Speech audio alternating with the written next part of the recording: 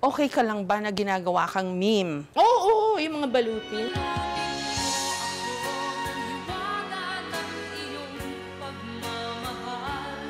Tawa ako ng tawa.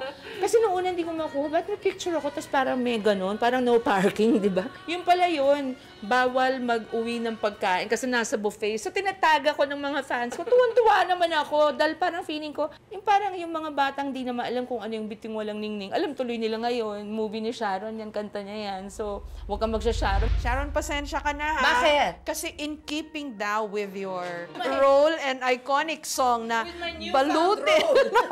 Babalot tayo ng lumpia. Balutin mo ako ng hiwaga ng iyong pagmamahal.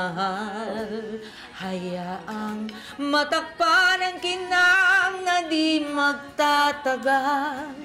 Sa piling mo ngayon, ako'y lumpia ito, bituing walang ningning. Nagkukubli sa liwanag at kislap ng ating pag-ibig.